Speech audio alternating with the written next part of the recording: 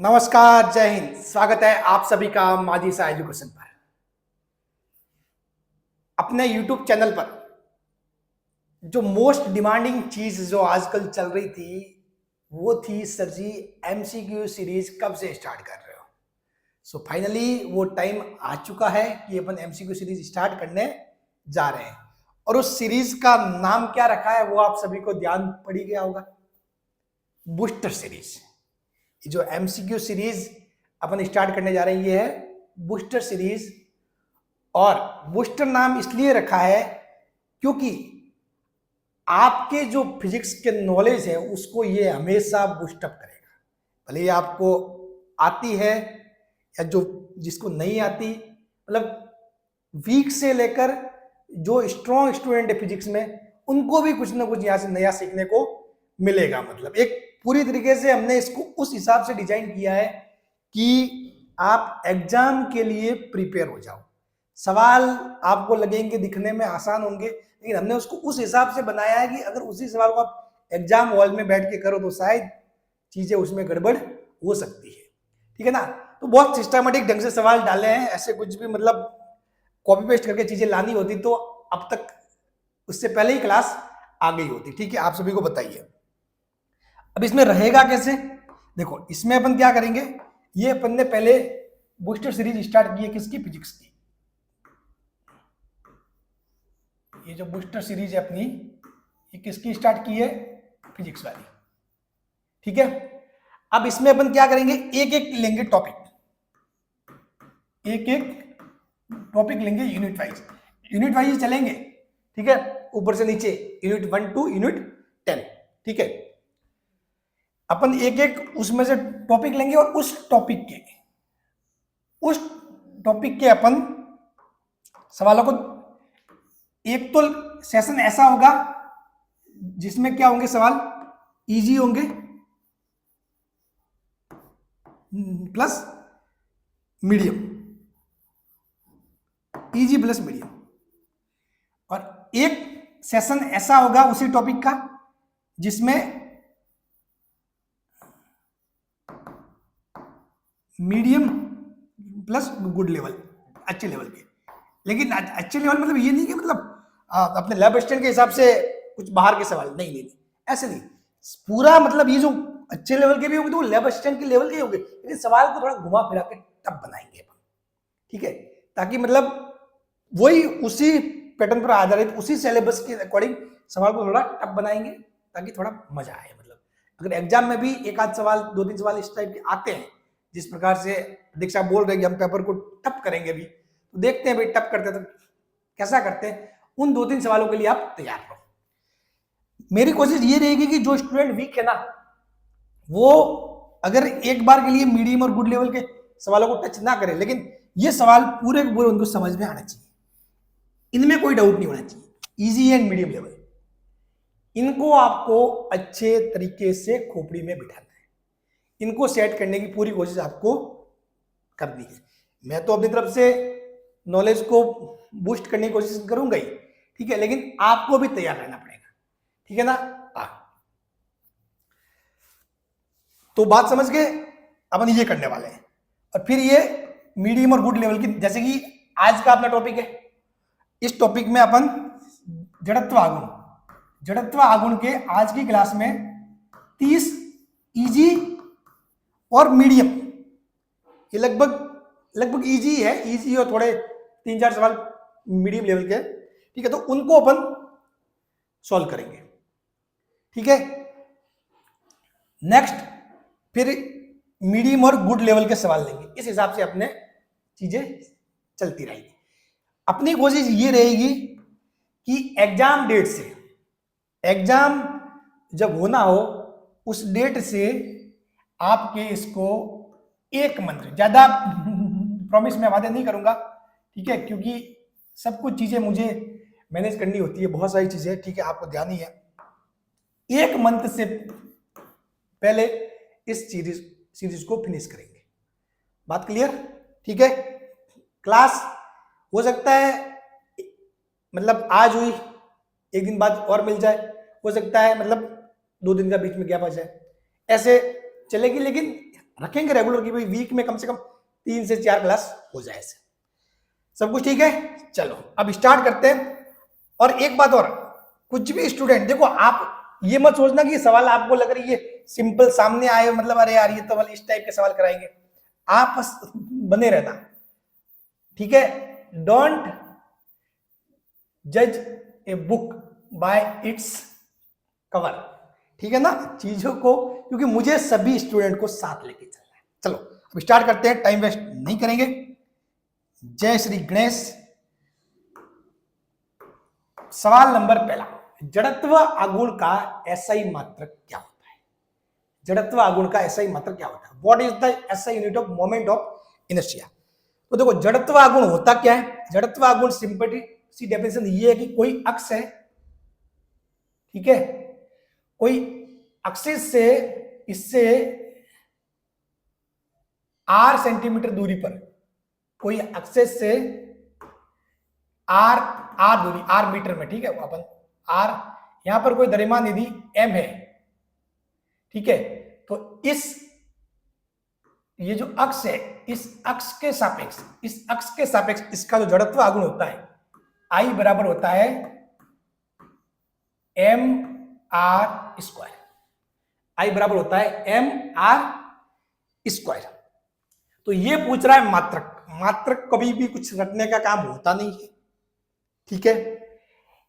m हमेशा ध्यान रखना फिजिक्स में, एक तो होता है m यानी कि मतलब जो चीजें होती है मैं आपको बताता हूं। एक तो लेते हैं अपन मास, द्रव्यमान, क्या लेते हैं? मास। एक लेते हैं लेंथ, लंबाई। एक लेते हैं टाइम, समय, ठीक है। इन तीनों का तो मोस्टली ध्यान रखना। हमेशा द्रव्यमान को किसमें लेते हैं? केजी में, ठीक है। लंबाई को किसमें लेते हैं? मीटर में। लंबाई को किसमें? मीटर में। समय को सेकंड में, समय को सेकंड में। तो I बराबर जो हो गया आपने, I क्या है आपके? जड़त्व आघूर्ण। I क्या है? जड़त्व आघूर्ण। तो इसका क्या हो जाएगा? M किसमें आ जाएगा? द्रव्यमान किसमें? केजी में। और R किसमें होता है? मीटर में। तो केजी डॉट यानी कि गुणा metre square, KG metre square. तो ऑप्शन क्या हुआ? बी करेक्ट हुआ, केजी मीटर स्क्वायर। बात क्लियर? चलो नेक्स्ट, ये हो गया इस सवाल का सॉल्यूशन, ठीक है। ये सवाल अपन लिखते जाएंगे, इस कौन से सवाल का सॉल्यूशन है ये, ठीक है। ये सवाल नंबर पहले का सॉल्यूशन है। अब यहां से लिखेंगे सवाल नंबर दूसरे का सॉल्यूशन। जड़त्व आघूर्ण किस पर निर्भर नहीं करता है? जड़त्व आघूर्ण किस पर निर्भर नहीं करता है? सिंपल सी बात है। जड़त्व आघूर्ण का मतलब क्या है कि भाई कोई अक्ष है, उस अक्ष से कितनी दूरी पर वो द्रव्यमान है, कितनी दूरी पर वो द्रव्यमान है, mr स्क्वायर। अब आपके पास देखो I बराबर होता है mr स्क्वायर। तो मतलब कह रहा किस पर निर्भर नहीं करता। पहला ऑप्शन दिया वस्तु के द्रव्यमान पर, तो द्रव्यमान पर तो निर्भर कर रहा है, साफ बात है, फॉर्मूले में है। घूर्णन अक्ष की स्थिति पर, कि भाई घूर्णन अक्ष कहां पे है, वस्तु से घूर्णन अक्ष कितनी दूरी पर है या कहां पर है, ठीक है। मान लो अगर घूर्णन अक्ष यहां पर है तो जड़त्वाघूर्ण क्या होगा? कम होगा। जितनी दूरी ज्यादा होगी उतना जड़त्वाघूर्ण क्या होगा? ज्यादा होगा, ठीक है। तो घूर्णन अक्ष की स्थिति पर भी निर्भर करता है। मतलब स्थिति मतलब वस्तु के द्रव्यमान यानी कि ये आ गया m, वस्तु के द्रव्यमान की बात करें तो ये आ गया m,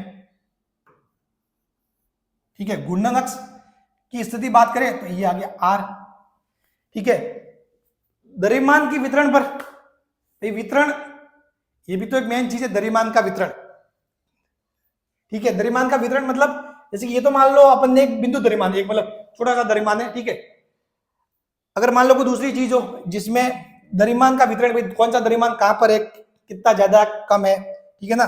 जैसे कि मान लो कोई अक्ष है, ठीक है, कोई अक्ष ऐसे, यहां पर अपन ने कोई प्लेट है या फिर चक्ती है जो भी है, तो अगर इसका अगर द्रव्यमान वितरण कहाँ पे, अगर यहाँ पास पास द्रव्यमान ज्यादा है या दूर दूर द्रव्यमान ज्यादा है, तो द्रव्यमान वितरण, द्रव्यमान तो एक मेन फैक्टर है, ठीक है, द्रव्यमान तो मेन फैक्टर है। अगर द्रव्यमान का वितरण इस प्रकार है कि सारा द्रव्यमान इस अक्ष के पास में है तो जड़त्व गुण कम होगा, मैक्सिमम द्रव्यमान इस अक्ष से दूर है तो जड़त्व गुण ज्यादा होगा। तो द्रव्यमान वितरण वही फैक्ट, ठीक है।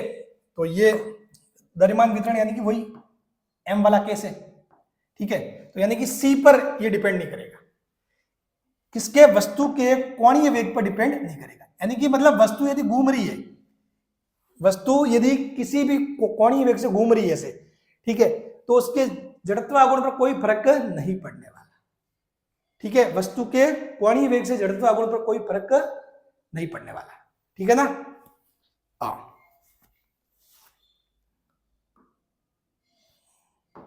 ये हो जाएगा। तो सिंपल सी बात है, आपके वस्तु के द्रव्यमान पर डिपेंड करेगा, गुणनक की स्थिति पर डिपेंड करेगा, ठीक है, और द्रव्यमान के वितरण पर डिपेंड करेगा, बट आपके वस्तु के कोणीय वेग पर निर्भर नहीं करेगा।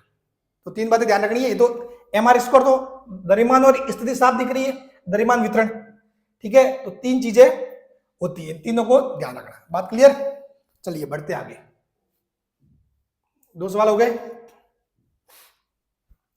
एक पतली छड़ जिसका द्रव्यमान m है, लंबाई l है, का उसके केंद्र से गुजरने वाली और लंबाई के लंबवत अक्ष के विपरीत जड़त्व आघूर्ण, ये बोल रहा है। एक क्या है, एक पतली छड़ है, ये ले ली भाई अपन ने छड़, भाई सीधी बन जा, चलो ये नहीं बनेगी तो अपन बना देंगे,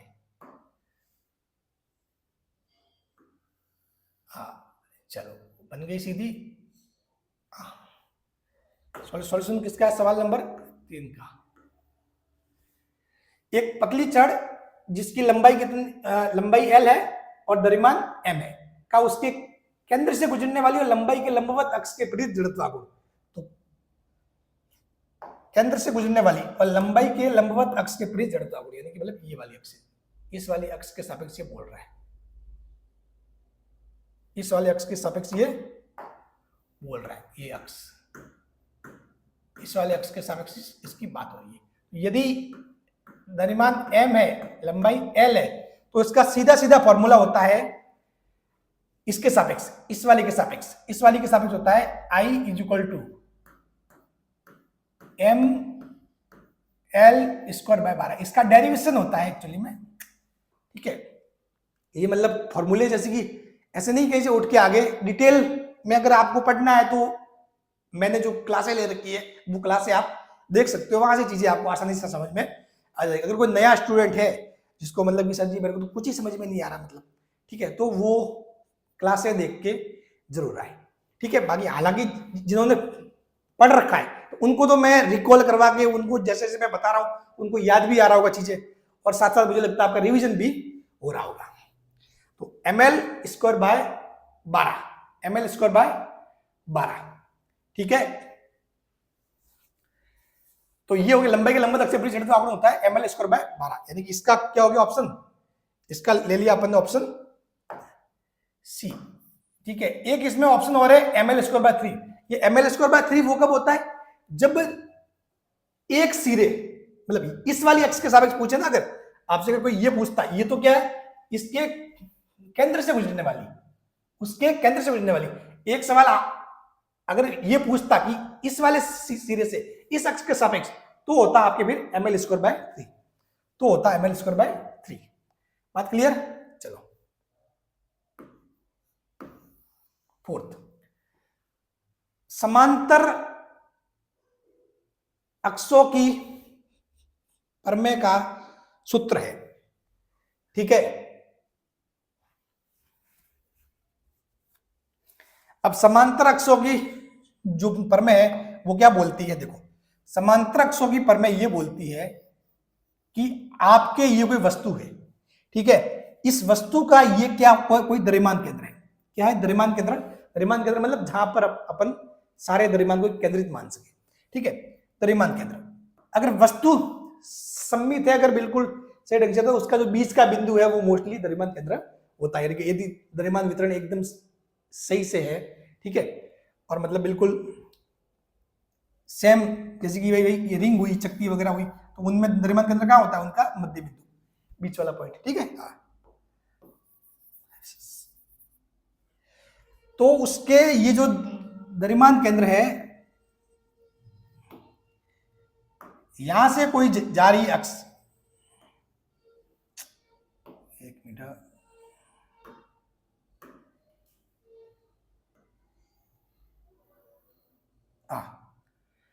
और इसके सापेक्ष यहां से कोई अक्ष जा रही है, ये जा रही है द्रव्यमान केंद्र से, एक मिनट, ये थोड़ी सी टेढ़ी होगी यार,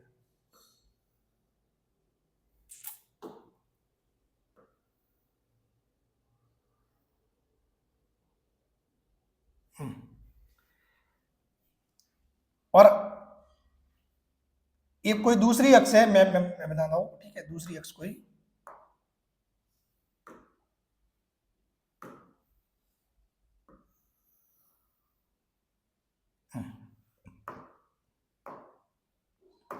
तो ये चीज क्या बोलते हैं, ये थ्योरम क्या कहती है? समांतर अक्षों की थ्योरम। दो थ्योरम है, एक तो लंबवत अक्षों की प्रमेय, एक है समांतर अक्षों की प्रमेय। तो समांतर अक्षों की प्रमेय ये बोलती है कि भाई आपको आई सेंटर ऑफ मास, यानी कि इसके किसी भी वस्तु के द्रव्यमान केंद्र से गुजरने वाली, किसी भी वस्तु के द्रव्यमान केंद्र से गुजरने वाली अक्ष के सापेक्ष आपको यदि जड़त्वागुण पता है, तो उसी अक्ष के जो समांतर में कोई दूसरी अक्ष है जो उससे कितनी डी दूरी पर है, उसी अक्ष के समांतर में कोई दूसरी अक्ष है जो इससे डी दूरी पर है, उसके सापेक्ष जड़त्वागुण कितना होगा, ठीक है। मतलब मान लो इसको बोल सकते हैं कि भाई आई कोई भी, तो अगर इसके सापेक्ष जड़त्वागुण निकालना है, वो भी फॉर्मूला क्या हो जाएगा? आई बराबर हो जाएगा I centre of mass, I centre of mass मतलब इसका प्लस जो द्रव्यमान है, इस वस्तु का द्रव्यमान, इस वस्तु का द्रव्यमान कितना है? m मान लिया, ठीक है। तो उस वस्तु का द्रव्यमान m और ये जो दूरी है वो d स्क्वायर। बात क्लियर? सिंपल सी डेफिनेशन है कि आपको वस्तु के द्रव्यमान केंद्र से गुजरने वाली जो अक्ष है उसके सापेक्ष जड़त्वागुण पता हो, तो उसी के समांतर में, पैरेलल में, उसी के पैरेलल में कोई दूसरी एक्सिस है, ठीक है, उसके उससे जो उसके सापेक्ष जो जड़त्वागुण पूछे तो वो आप निकाल सकते हो यदि आपको ये दूरी पता है, ली दूरी पर। तो इस आई सेंटर ऑफ मास प्लस कुल जो मास है वो m और d स्क्वायर, तो क्या हो जाएगा? ऑप्शन ए हो जाएगा, ऑप्शन ए हो जाएगा, ठीक है। I centre of mass plus m d square, ठीक है। इंग्लिश मीडियम वाले कोशिश करें कि जो मेन जो शब्द है, ठीक है, मेन जो शब्द है उनको, जैसे कि मतलब आप मतलब जैसे कि हिंदी में क्या कहते हैं, इंग्लिश में क्या कहते हैं, जैसे मैं क्या बोलूं उससे थोड़ा सा आइडिया लगे, थोड़ा सा मतलब देखो थोड़ी बहुत मेहनत आप कर लेना, देखो, क्योंकि सारी मेहनत जैसे कि मतलब मैं इंग्लिश मीडियम वालों के लिए मतलब एकदम से मतलब एग्जैक्टली उस हिसाब से बोल पाना वगैरह चीजें सारा साथ साथ वो एक्सप्लेन करना वगैरह भी वो फिर टिपिकल काम हो जाता है, ठीक है ना। सिर्फ अगर अपने को सिर्फ इंग्लिश लेके चलना होता तो भी मैं कर लेता, कोई दिक्कत नहीं थी, ठीक है। लेकिन मिक्सअप में फिर वो ऐसे रहता है, इसलिए थोड़ी बहुत मेहनत आपको करनी पड़ेगी, ठीक है ना। बाकी मैं तो मेरे हिसाब से कर ही रहा हूँ, मैंने सवाल वगैरह सारे आपके बाइलिंगुअल रखे हुए हैं, ठीक है ना। चलो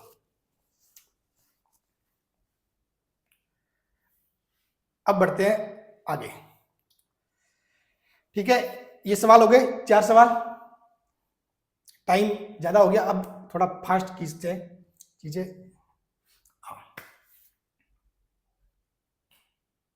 आई centre of mass plus M D square. अब देखो एक ठोस गोले का उसके व्यास के परित जड़त्वागुण होता है, एक ठोस गोले का उसके व्यास के परित जड़त्वागुण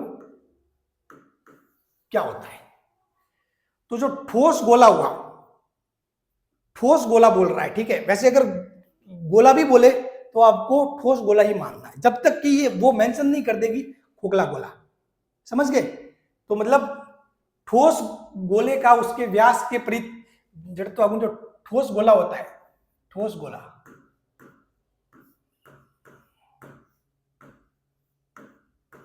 ठोस गोला, तो उसके लिए आई क्या होता है? हमेशा ठोस गोले के लिए होता है 2/5 mr स्क्वायर, 2/5 mr स्क्वायर, ठीक है।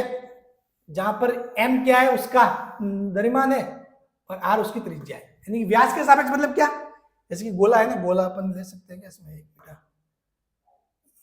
ये जैसे कि मान लो गोला है, ठीक है, ये गोला हो गया।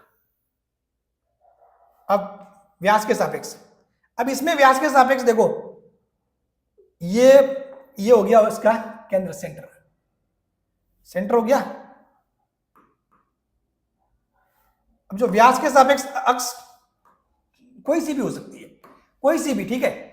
अगर मैं ये वाली लूं तो भी ये व्यास के सापेक्ष हुई, ये पूरा व्यास हुआ, गोला है मतलब गोले में से उसके केंद्र से कोई अक्ष जा रही है, समझ गए, कोई बॉल है गोला, उसको भेदते हुए उसके केंद्र से कोई अक्ष जा रही जो व्यास के अलोंग आर पार, व्यास यानी कि डायमीटर के अलोंग, ठीक है, the moment of inertia of A solid sphere about its diameter, ठीक है। बोले ये ले लो, ये वाली एक्सिस ले लो, ये वाली एक्सिस ले लो, ये वाली ले लो, ये सारी क्या है, व्यास के सापेक्ष ही है, सारी क्या है, व्यास के सापेक्ष, क्योंकि जब आप यहां से करेगी एंटर वो अक्ष और उसके गोले के केंद्र से निकलेगी तो पूरा मतलब एक व्यास के सापेक्ष। उसके लिए क्या होता है, I बराबर 2/5 mr स्क्वायर, I बराबर क्या होता है 2/5 mr स्क्वायर, ठीक है। ये जो सारी जो एक्सेस जो है ना, सारी एक्सेस जो है वो व्यास के सापेक्ष ही है, ठीक है। आप भले ऐसे मानो, ऐसे मानो, ऐसे मानो, ऐसे मानो, गोले में से कहीं से भी कोई भी एक्सेस वो क्या है,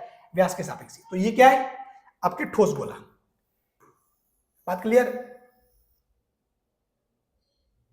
जब तक आपको खोखला गोला स्पेशली मेंशन नहीं करते तब तक आपको खोखला गोला लेके नहीं चलना है, ठीक है ना। और जो खोखला है, खोखले के लिए क्या होता है 2/3 mr स्क्वायर, 2/3 mr स्क्वायर, ठीक है। चलो इसका हो गया 2/5 mr स्क्वायर, ठीक है। चलो नेक्स्ट,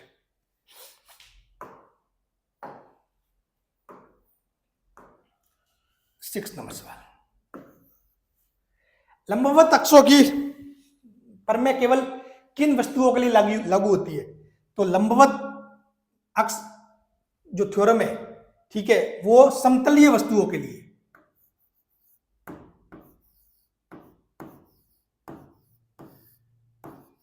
लंबवत अक्षों की पर में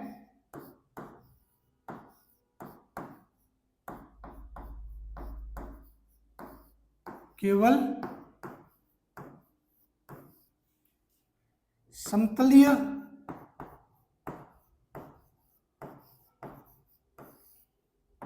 वस्तुओं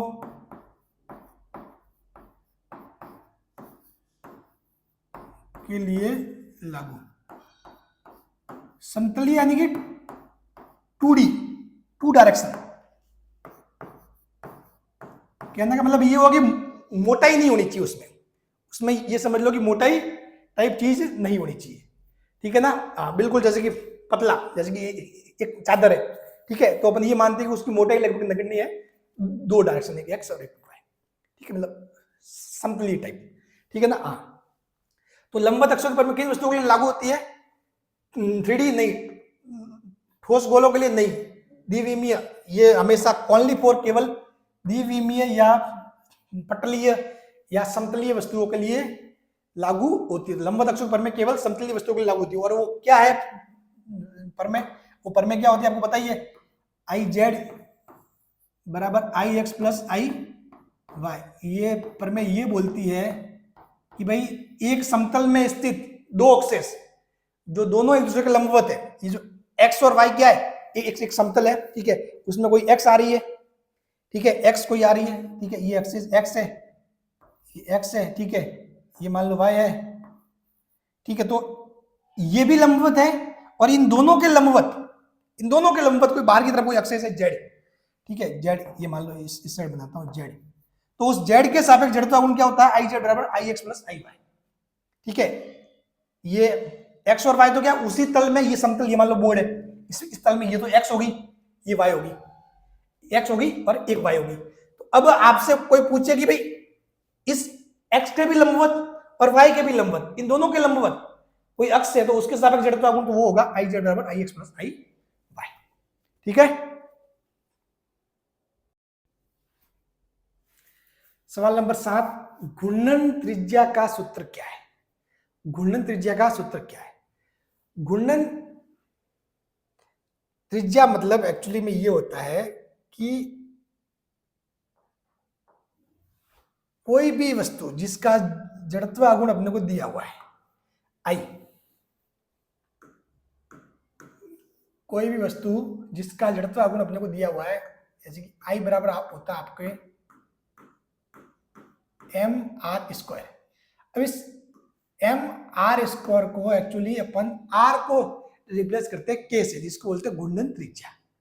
ठीक है, के क्या होगा एक्चुअली आर मतलब ये हो गया भाई, जैसे कि दूरी है, ये अक्ष है, ठीक है, इस अक्ष से आर दूरी पर कोई मास ये है तो अपन बोलते हैं एम आर स्क्वायर।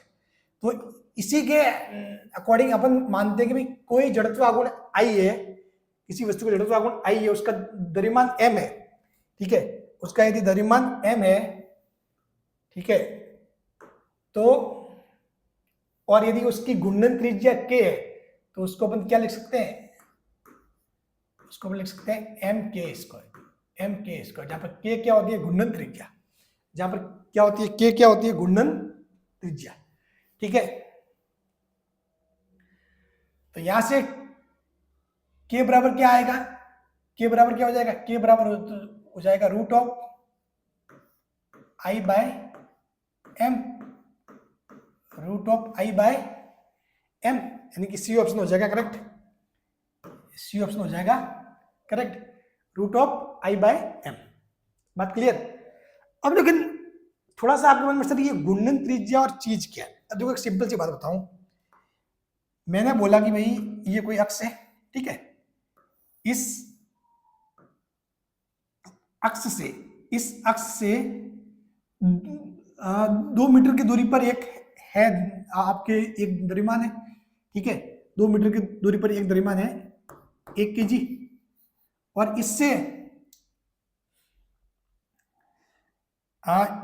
ये आपके मान लो 3 मीटर की दूरी पर है एक द्रव्यमान 1 kg, ठीक है, ये आपकी अक्ष है, ये आपकी एक्सिस है।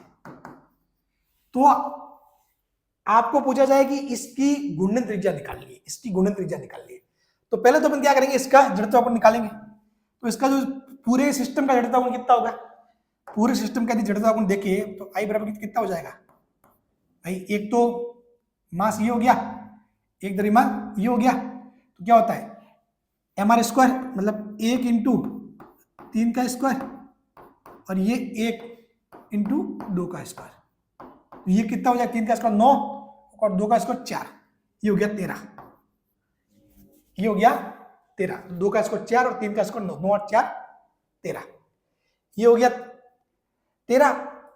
अब इसका जो कुल द्रव्यमान है, कुल द्रव्यमान कितना है, वो है मास m टोटल, ठीक है, तो वो कितना हो गया 1 kg और 1 kg 2 kg। तो अब पूछे कि इसकी घूर्णन त्रिज्या क्या है, तो एक्चुअली में अपन क्या करते हैं, ये जो द्रव्यमान है आई, सॉरी ये जो जड़त्व आघूर्ण है आई जो आपके आया है, आई को अपन मानते हैं कि m टोटल इंटू के स्क्वायर, मतलब कहने का मतलब ये हुआ कि इन दोनों द्रव्यमानों को मान लो एक द्रव्यमान, इन दोनों द्रव्यमानों को मिला के अपन कोई एक द्रव्यमान मान लिया 2 kg का, उसको कहां पर रखे कि इतना ही जड़त्व आघूर्ण आए जो अब आ रहा है।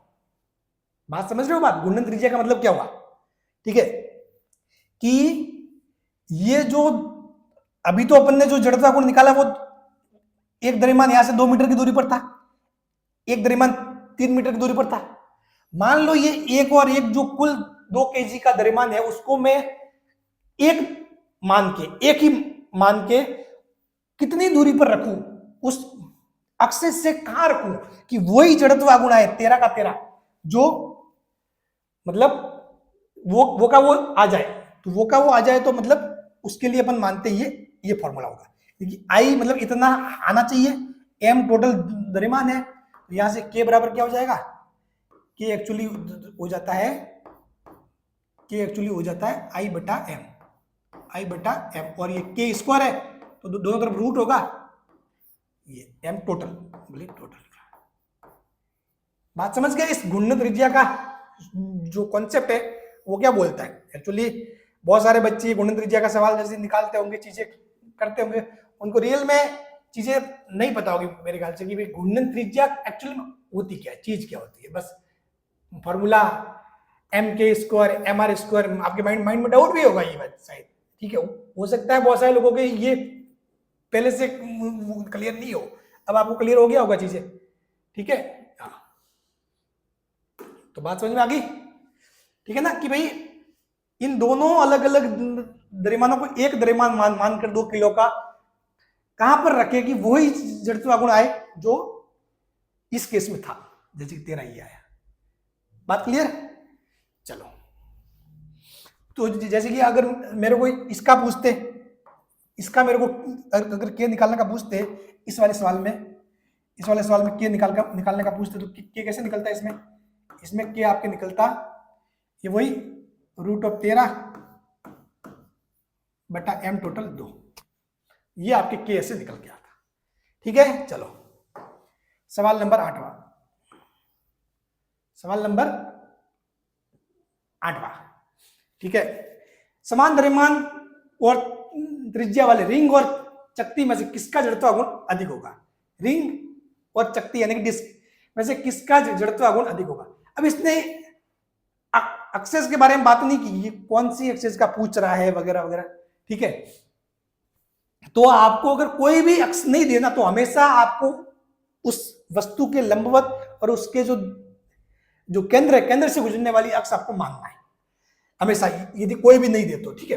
तो जो रिंग है, रिंग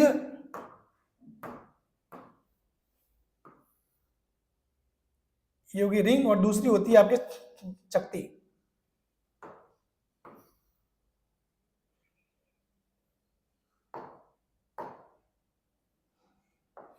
ये होगी आपके, ये चकती होगी,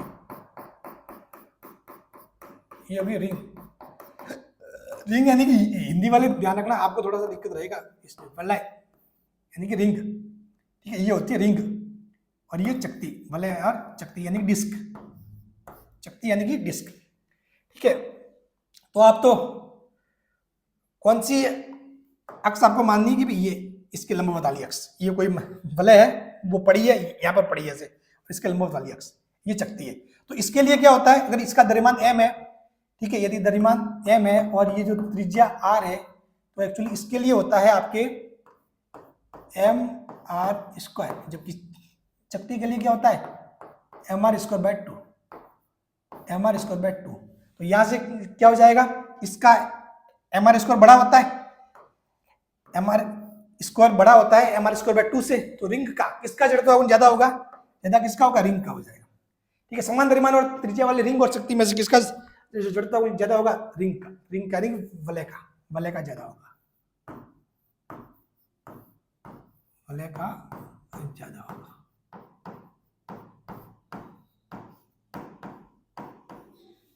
ठीक है। चलो, एक मैं आपसे कह रहा हूं कि इन सवालों का मतलब नोट्स बनाने मत बैठ जाना, ये जस्ट प्रैक्टिस एंड रिवीजन के लिए, ठीक है ना। आप पेन पेपर जो भी रफ है या फिर आपका कोई भी नोट्स भी है वैसे, तो ऐसे मतलब सवाल को लिखते जाओ, सॉल्व करते जाओ, मतलब ऐसे कोई पूरा सवालों को टिपना नहीं है, ठीक है। हाँ, ध्यान रखना, उस चीज में टाइम वेस्ट मत करना, सिर्फ समझने में फोकस करना, नोट्स बनाने पे टाइम वेस्ट मत करना इन चीजों का, ठीक है ना। एक चकती का उसके व्यास के परित जड़त्व आगुण होता है, एक चकती है उसके व्यास के परित जड़त्व आगुण क्या होता है, कोई चकती का व्यास के परित पूछ रहा है, चकती का व्यास के परित पूछ रहा है, तो ये जो चकती है ये होगी आपकी चकती, पहले तो मैं चकती बना लेता हूं, ठीक है।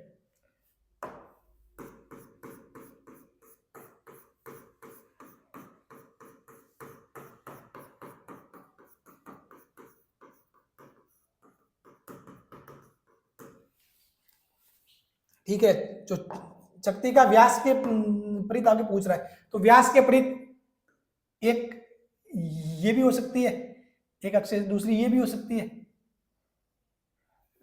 व्यास के परित तो, ठीक है। तो मान लिया ये कोई एक्स अक्ष है, ठीक है, ये इस साइड एक्स अक्ष है, ये भी व्यास के परित है, ये वाई अक्ष है, ये दोनों ही क्या है, व्यास के परित वाली अक्ष है, ये चक्ति आपके रखी हुई है, ठीक है।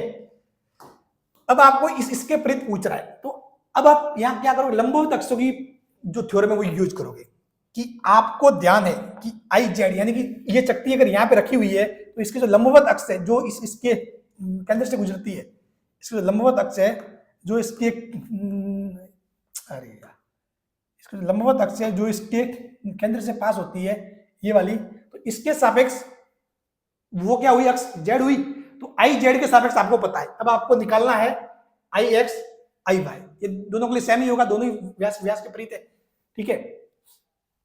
तो आपने क्या मान लिया कि भाई ये दोनों लंबवत, यहाँ पे आपने ये ले लिया, ये दोनों लंबवत अक्ष से दोनों ही व्यास के परित है, ठीक है। तो आपको पता है लंबवत अक्षों की जो थ्योरम है उसके हिसाब से क्या होता है भाई, आई जेड बराबर आई एक्स प्लस आई वाई की जो दो अक्षेस है एक्स और वाई जो एक ही तल में स्थित है और दोनों एक दूसरे के लंबवत है, तो एक्स और वाई एक ही तल में है, दोनों एक दूसरे के लंबवत है, और तीसरी कोई भी एक्स जेड जो इन दोनों के लंबवत हो, इन दोनों के लंबवत है, एक्स के भी लंबवत है, एक्स के भी लंबवत है ये जेड और वाई के भी लंबवत है, उसके लिए जो जड़त्व गुण होगा आई जेड बराबर आई एक्स प्लस आई वाई। अब आपको पता है जो चक्ति होती है, तो चक्ति के केस में चक्ति का उसके व्यास के बड़ी जड़त्व गुण होगा, तो आपको पता है चक्ति के लिए उसके केंद्र से गुजरने वाली अक्ष के सापेक्ष जड़त्व गुण क्या होता है, एम आर स्क्वायर बाय 2,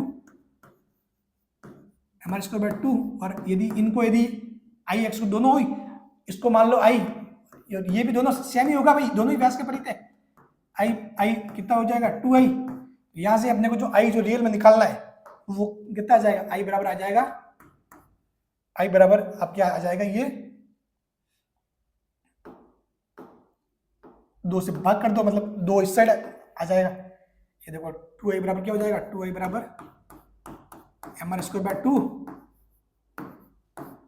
तो आई बराबर क्या हो जाएगा एम आर स्क्वायर बाय 4, आई बराबर क्या हो जाएगा एम आर स्क्वायर बाय 4, ठीक है, 1/4 एम आर स्क्वायर। बात क्लियर, ठीक है, चलो। और यही अगर वलय होती तो एक चक्ति का उसके व्यास के परित जड़त्व गुण, यदि वलय के बारे में पूछता कि वलय का व्यास के परित जड़त्व गुण, तो वो होता है M R square by 2, M R square by 2, ठीक है। मैंने जो थ्योरी क्लासेस में ये चीजें सारी अच्छे से पढ़ा रखी है।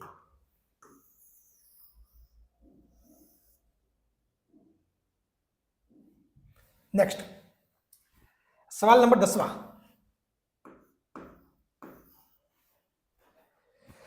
जड़त्व गुण का विमीय सूत्र है the dimensional formula of moment of inertia, ठीक है, जड़त्व गुण का विमीय सूत्र है, तो विमीय सूत्र में कोई डरने वाली बात ही नहीं है। आपको बताए आई बराबर होता है क्या होता है एम आर स्क्वायर, तो अब आपको पता है कि आपको क्या करना है एम एल टी यानी कि एम यानी कि मास length and T time, mass length और टाइम की फॉर्म में आपको लाना है, ठीक है। तो मास यानी कि द्रव्यमान, तो एम तो कितना है, एम ये हो गया, एम तो किसमें है एक घात में होता है, ठीक है, और ये आर क्या है दूरी लेंथ होती है, और ये किसमें 2 की घात में है, और समय यहाँ पे कोई है नहीं, ठीक है, समय यहाँ पे है नहीं, तो टी को आप क्या लिख सकते हो 0 लिख सकते हो, टी को क्या लिख सकते हो 0, ठीक है। तो बस ये हो गया ना भाई, यही चीज होगी, बस बात खत्म। आपको यही रटने थोड़ी है, तो सिंपल सी चीजें, इनको आपको फॉर्मूले के साथ निकालना है, एम एल और टी की फॉर्म में लाना है। तो क्या है एम द्रव्यमान इसमें है ही है, द्रव्यमान इसमें है ही है, किस में एक घात में ये L2 M R square, L2 और T0 समय है ही नहीं, M1 L2 T0, तो B हो जाएगा, ठीक है। चलिए नेक्स्ट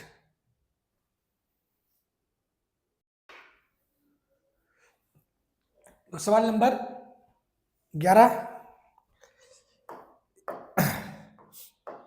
करेक्ट, खोखले गोले का उसके व्यास के परित जड़त्व आगुण। तो देखो गोला हमेशा बोले ना आपसे, गोला हमेशा बोले, अगर किसी ने बोला गोला तो आपको मानना है ठोस, समझ के, क्योंकि खोखला गोला एक स्पेशल केस है।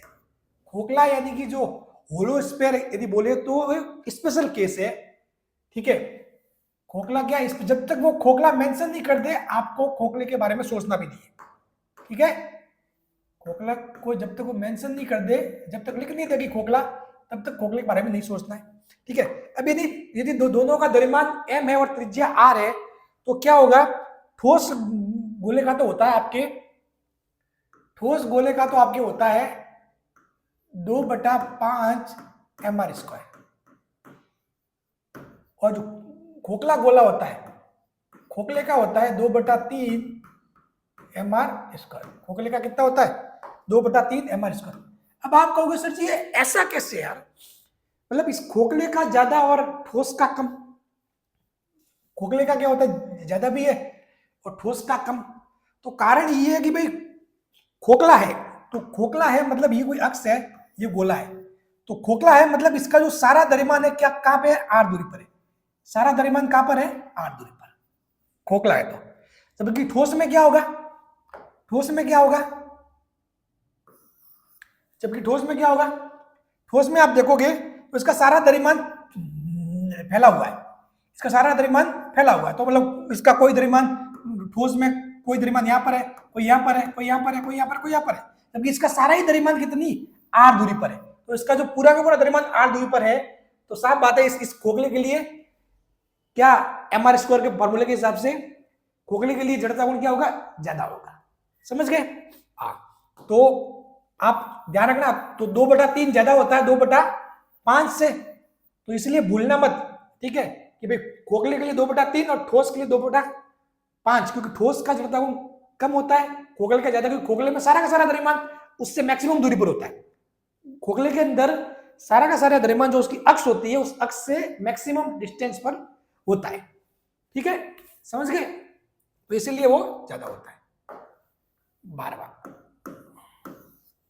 यदि किसी घूमती हुई वस्तु की घूर्णन त्रिज्या बढ़ जाए तो उसका जड़त्व आघूर्ण। भाई कोई वस्तु है, ठीक है, उसका जड़त्व आघूर्ण क्या होता है, यदि घूर्णन त्रिज्या की फॉर्म में लिखे तो m² अब कह रहे हैं कि घूर्णन त्रिज्या बढ़ जाए, यदि k बढ़ेगा तो क्या होगा, I भी क्या होगा, बढ़ेगा, k बढ़ेगा तो I भी बढ़ेगा, ठीक है। तो बस यदि किसी घूमती हुई वस्तु की घूर्णन त्रिज्या बढ़ जाए तो उसका जड़ता गुण क्या होगा, इंक्रीज, ठीक है। घूर्णन त्रिज्या बढ़ा, घूर्णन त्रिज्या का मतलब कि भाई कुल द्रव्यमान था जो m टोटल था, वो पहले k दूरी पर था, ये m टोटल, ठीक है, पहले k दूरी पर था, ये k दूरी बढ़ गई, तो साफ बात है जड़ता गुण भी क्या होगा, बढ़ेगा, सीधी सी बात है, ठीक है। चलो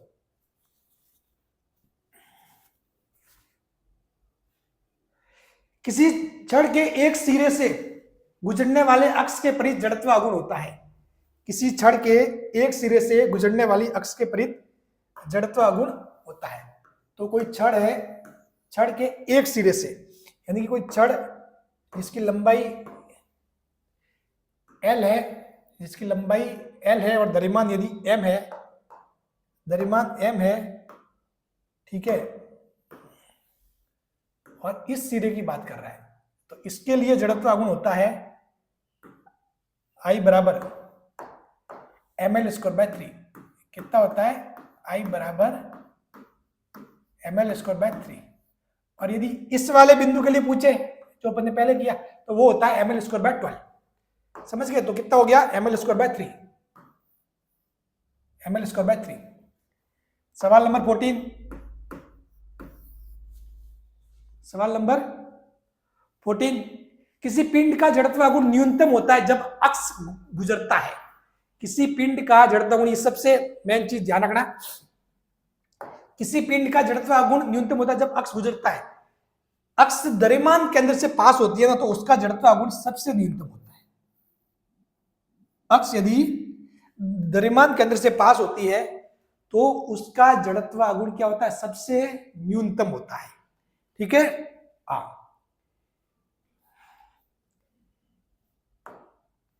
द्रव्यमान केंद्र से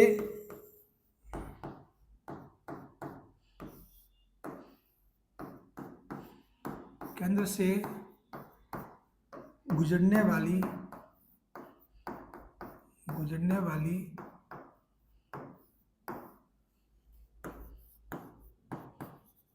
अक्ष के सापेक्ष वस्तु का जड़त्व आघूर्ण न्यूनतम होता है।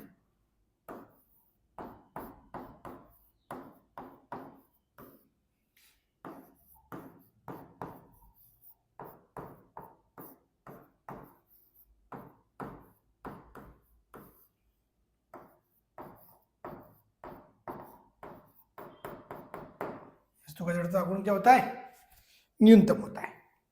ठीक है,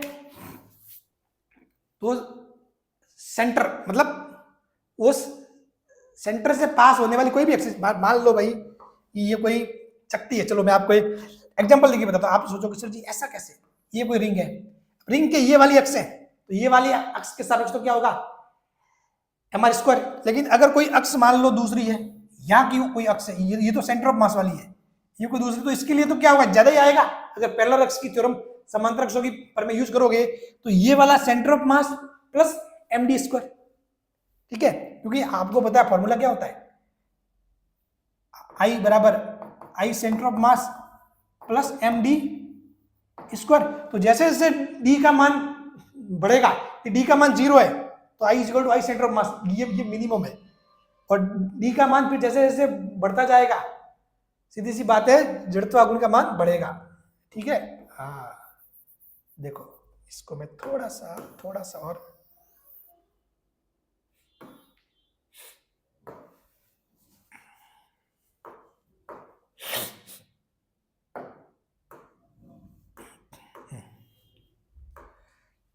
आपको बताइए, आई बराबर क्या होता है, आई सेंटर ऑफ मास अगर पैरेलल अक्ष की थ्योरम से देखे, और md स्क्वायर।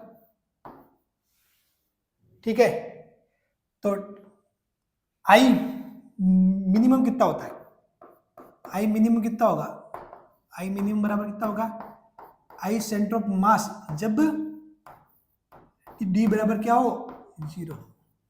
जब d बराबर 0 यानी कि वस्तु जो अक्ष है वो कहां से गुजरे, उसके द्रव्यमान केंद्र से गुजरे। ठीक है, चलो 14 सफलता पथ टेस्ट सीरीज आप सभी को ध्यान ही है। ठीक है, इसमें टोटल 10 चैप्टर वाइज टेस्ट यानी कि माइनर टेस्ट, ठीक है, 2 रिवीजन टेस्ट है, 3 सब्जेक्ट वाइज टेस्ट है, और 5 फुल लेंथ टेस्ट है। ये आपको माजिसा एजुकेशन एप्लीकेशन पर मिल जाएगी, जहां पर पीसीबी तीनों सब्जेक्ट फिजिक्स केमिस्ट्री बायोलॉजी के टेस्ट वहां पर है। ठीक है, आप इसको जरूर चेक कर सकते हो। उसके अलावा हमारी फिजिक्स के लिए लैब असिस्टेंट फिजिक्स नाम से एक सेपरेट टेस्ट सीरीज भी, जिसमें सब कुछ चीजें है, वहां पर आपको कोर्स भी ऐड मिल जाएगा। ठीक है, आपको सफलता पथ टेस्ट सीरीज जो पीछे बताई वो इसके साथ फ्री है। ठीक है, उसके अलावा ये वाले जो सवाल है ना, जैसे कि अपन जो अभी बूस्टर सीरीज में कर रहे हैं, वो सवाल भी वहां पे मिल जाएंगे आपको, वहां पे सेपरेटली भले बूस्टर नाम से फोल्डर बना के भी हम आपको दे देंगे। वहां पर ये सारे सवाल ऐसे मतलब सीधे आपको दिख जाएंगे। ठीक है ना, हाँ, भले आप चाहोगे तो टेस्ट की फॉर्म में देने, टेस्ट की फॉर्म में दे देंगे, और अगर नॉर्मली दे दें कि सर जी बिल्कुल ऐसे मतलब खोलते ही कि हम हमको पीडीएफ टाइप में पढ़ने में आ जाए, तो बिल्कुल ऐसे दे देंगे। ठीक है, उस हिसाब से ये है लैब असिस्टेंट फिजिक्स की हमारी सीरीज। ठीक है, चलो अब नेक्स्ट बढ़ते हैं आगे। बाकी ये सब कुछ कहां मिलेगा आपको, ये आपको मिलेगा माजिसा एजुकेशन एप्लीकेशन पर, जिसका लिंक मैं नीचे दे दूंगा। ठीक है, वहां से आप चीजें ले सकते हो। बाकी हमारे माजिसा एजुकेशन पे सब कुछ चीजें फ्री है, एमसीक्यू सीरीज भी फ्री करवा रहे हैं, पूरा कोर्स हमने फ्री करवा रखा है। ठीक है, पूरे पीवाईक्यू हमने बिल्कुल फ्री करवा रखे हैं, बहुत सारी चीजें मतलब फ्री है। ठीक है, हाँ, टेस्ट सीरीज फ्री नहीं हो सकती, हमको भी चीजें जो खर्च है वो निकालना होता है, ठीक है ना। हाँ, सारे जो भी थंबनेल है, जो भी आप चीजें देखते हो भाई, सवाल लाए हैं तो वो ऐसे उनको सेट करवाना वगैरह, वो एडिटिंग वगैरह चीजें सब कुछ चार्ज होता है, सभी को पैसा देना होता है, ठीक है। थोड़ा बहुत तो पैसा आएगा तो दिया जाएगा लोगों को, नहीं तो फिर वो क्या है, सिस्टम को पता है, सिस्टम चलते रहना चाहिए, सिस्टम को चलाने के लिए चीजें जरूरी होती है, ठीक है। तो जो जरूरी चीजें हैं उसी हिसाब से हमारा रेट भी है, और मतलब चीजों में क्वालिटी है, ठीक है। ऐसी चीजें आपको नहीं मिलेगी।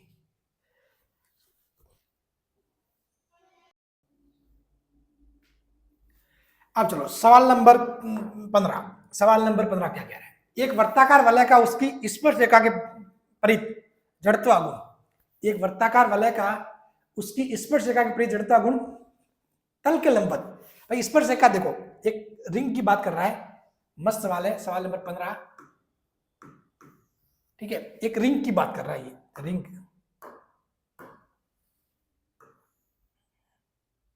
ठीक है।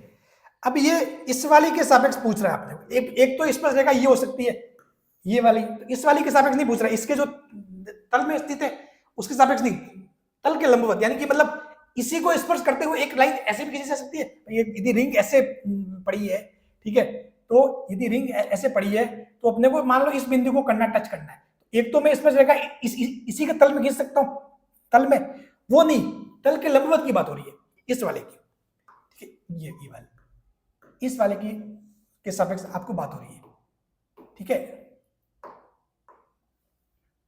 ये इस वाले के सापेक्ष आपको निकालना है, इस वाले के सापेक्ष, ठीक है। तो एक वर्ताकार वलय का उसकी स्पर्श रेखा के परित जड़त्व गुण तल के लंबवत क्या होगा।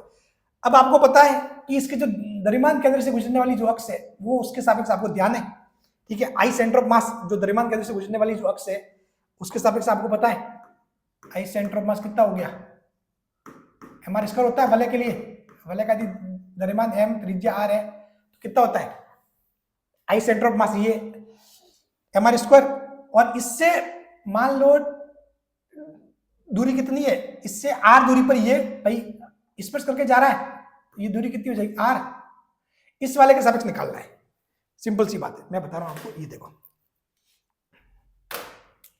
ये वाली अक्ष, ये सेंटर ऑफ मास आ रही है, इसके सापेक्ष आपको पता है, दूसरी अक्ष है ये जो इसको टच करते हुए जा रही है, इसके सापेक्ष आपको निकालना है, इसके सापेक्ष आपको पता है, ठीक है। तो बस वही समांतर अक्षों की थ्योरम यूज करेंगे, पेलर एक्सिस थ्योरम, ठीक है। तो आपको पता है कि भाई इसको मान लेता हूं मैं आई, तो वो क्या हो जाएगा I centre of mass plus M D square, M D square, तो यहां से आई सेंटर ऑफ मास कितना एम आर स्क्वायर प्लस कुल मास एम है ही है, और डी, डी की जगह कितना हो जाएगा आर हो जाएगा, क्योंकि यहाँ पर इस केस में देखो डी बराबर आर है, डी बराबर आर, जो दूरी दोनों अक्षों के बीच की एक अक्ष ये होगी, दूसरी ये होगी, ठीक है।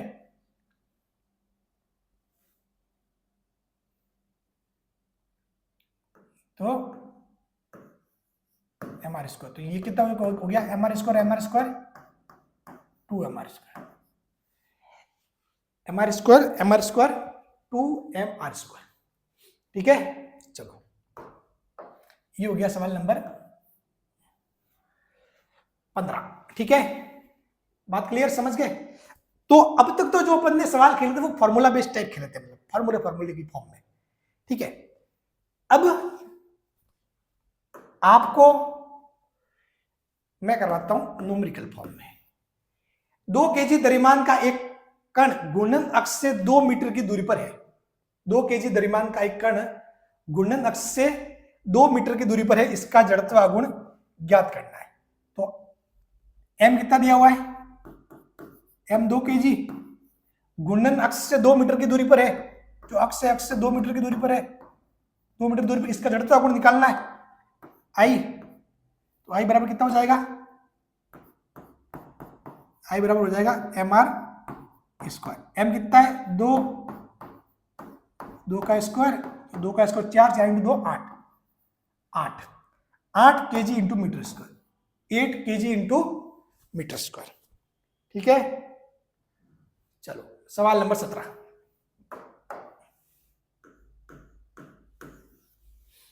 सवाल बिल्कुल सिंपल सिंपल से, मतलब बिल्कुल एक लैब असिस्टेंट के बिल्कुल प्रॉपर लेवल को फॉलो किया हमने।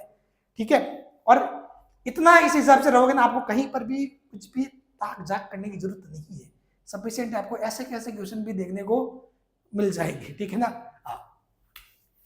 यदि किसी ठोस गोले का द्रव्यमान 5 केजी है और त्रिज्या 2 मीटर है, तो उसके केंद्र से गुजरने वाले अक्ष के प्रीत जड़त्व आगुण ज्ञात कीजिए। तो ठोस गोले की बात हो रही है, तो ठोस गोले के लिए क्या होता है, आई बराबर 2/5 mr स्क्वायर। ठीक है, तो 2/5 m कितना है 5 इंटू आर कितना है 2 मीटर, त्रिज्या कितनी है 2 मीटर है। यदि ठोस गोले का द्रव्यमान 5 केजी त्रिज्या, तो उसके केंद्र से गुजरने वाले अक्ष के प्रीत जड़त्व आगुण, तो 2/5 mr स्क्वायर के हिसाब से ये कर दो, 5 से 5 कैंसल, वही आ जाएगा 8 केजी इंटू मीटर स्क्वायर,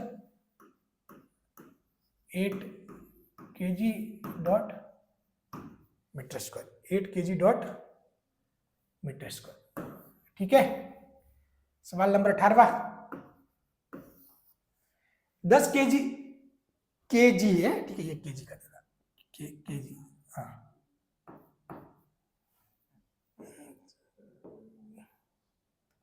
ठीक है ना, इसको केजी लिख देना थोड़ा, के मतलब 10 केजी द्रव्यमान और 0.5 मीटर त्रिज्या वाली एक चक्ति का उसके केंद्र के प्रीत जड़त्व आगुण कितना है।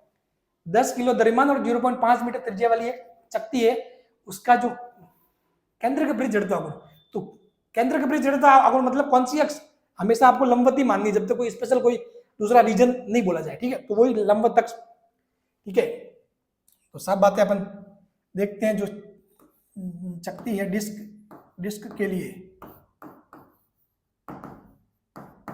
डिस्क केंद्र से गुजरने वाली लंबवत अक्ष, केंद्र जो सेंटर से पास होने वाली अक्ष है, केंद्र से गुजरने वाली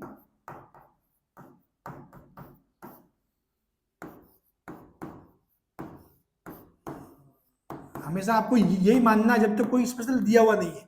हमेशा किसी भी, जैसे कि अक्ष की बात, जड़त्व आगुण की बात करें, तो जड़त्व आगुण वही मानना है कि केंद्र से गुजरने वाली है और उसके लंबवत है। क्या होता है, आई बराबर होता है mr square by 2, mr square by 2। ठीक है, तो यहां से आप आपके कितना है, m कितना 10 केजी, r कितना है 0.5 मीटर, यानी कि इसको मैं क्या लिख सकता हूं 1/2 मीटर।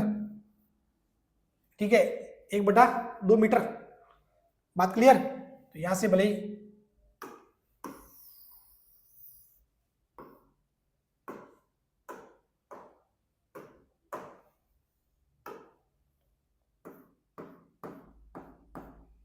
m कितना लिख लिया, 10 लिख लिया, r स्क्वायर मतलब 1/2 का स्क्वायर इंटू 1/2 है ये, देख लो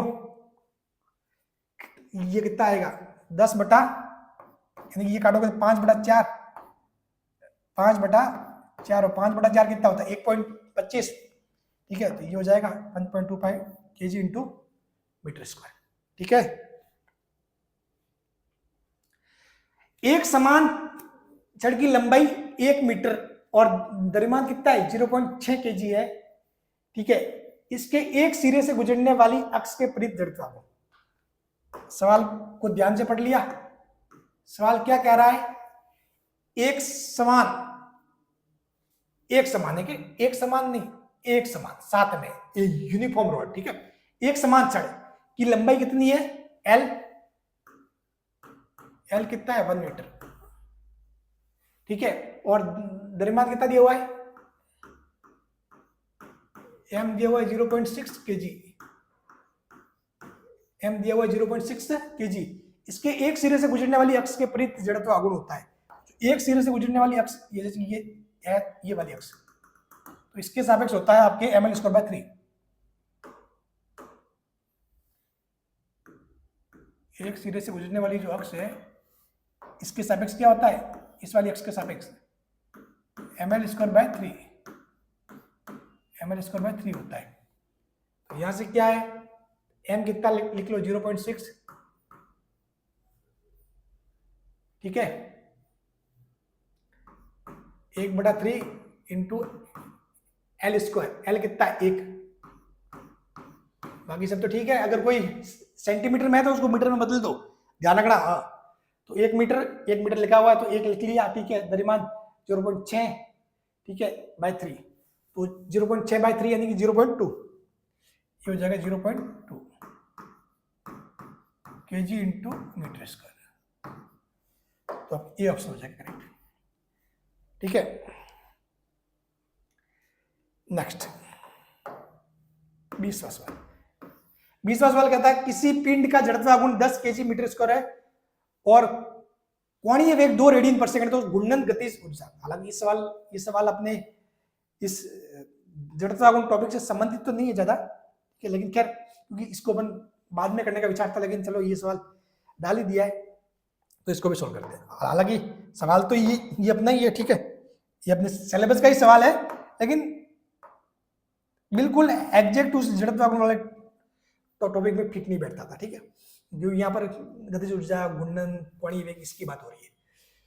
चलो, यदि किसी पिंड का जड़त्व गुण कितना है 10 kg मीटर, तो आपको जड़त्व गुण दिया हुआ है I बराबर कितना 10 kg मीटर स्क्वायर, और क्या दिया हुआ है, कोणीय वेग दिया हुआ ओमेगा 2 रेडियन पर सेकंड, 2 रेडियन पर सेकंड यदि आपको दिया हुआ है, तो आपको पता है जो गतिज ऊर्जा होती है ना, काइनेटिक एनर्जी, जिस प्रकार आपके रेखीय गति में क्या होती है 1/2 mv² होता है, उसी प्रकार इस m की जगह तो आ जाएगा I और v की जगह आ जाएगा ओमेगा, 1/2 ओमेगा स्क्वायर क्या होता है 1/2 omega square, 1/2 I omega square, ठीक है।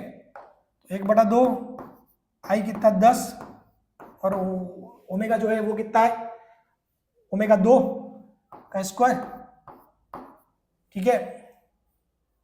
तो यहां से कितना हो जाएगा 4/2 यानी 2 यानी कि 20, ये हो जाएगा 20 जूल, किसमें हो जाएगा 20 जूल में, ठीक है। अभी सवाल तो आगे भी है, बहुत सारे हैं अभी लेकिन 1 घंटा टाइम हो गया है, तो मेरे ख्याल से आज की क्लास को अपन यही फिनिश करते हैं। अभी तो 10 सवाल और बाकी थे, इसको अपन नेक्स्ट क्लास में ले लेंगे। बाकी आज की क्लास आपको जिनको जैसे कि चैप्टर आता है, चीजें अच्छे से कवर है, उनको लगा होगा थोड़े इजी से सवाल है, बिल्कुल मतलब ज्यादा मजा नहीं आया, ठीक है। बाकी जो जिनकी फिजिक्स ज्यादा अच्छी नहीं है उनके लिए तो ये और भी ज्यादा मतलब रिवीजन टाइप वाली चीजें थी, मतलब ठीक है, और बहुत मजेदार चीज थी। बाकी सभी के लिए चीजें आएगी, ठीक है। फिजिक्स में जो MCQs होंगे वो सभी के लिए, आप नीट वाले हो तो आपके लेवल के हिसाब से भी चीजें यहाँ पर आएगी, लेकिन स्टेप बाय स्टेप, ठीक है ना। अभी इस क्लास में अपने को 30 सवाल करने थे, हालांकि 30 नहीं हो पाया, अब 1 घंटा हो चुका है, ठीक है। इन सवालों को अपन आगे और नेक्स्ट क्लास में कर लेंगे, ये सीरीज जारी रहेगी अपन, ठीक है, चलती रहेगी, ठीक है ना। चलिए, तो आपके रेस्पॉन्स का इंतजार रहेगा, ठीक है, कि कैसा लगा। और ये 10 सवाल है तो 10 सवाल तो आपको नेक्स्ट ही मिल जाएंगे, कल या फिर जस्ट एक दिन बाद ही मिल जाएंगे 10 सवाल। तो सारा कुछ मटेरियल तैयार है, आपको सिर्फ सवाल ही सॉल्व करवाने हैं। मेरे को जब भी टाइम मिलेगा, भले ही आधे घंटे में या फिर 1 घंटे में होगा, 10 सवालों को मस्त 1 घंटे में चीजें करेंगे, समझेंगे और अच्छे से, ठीक है। चलिए, थैंक यू सो मच, और इसे शेयर जरूर करना। मजा आया हो तो, आपको लग रहा हो कि सर बिल्कुल रिवीजन हो रहा है और कॉन्सेप्ट क्लियर हो रहे हैं, तो उसको जमकर शेयर करना। Thank you.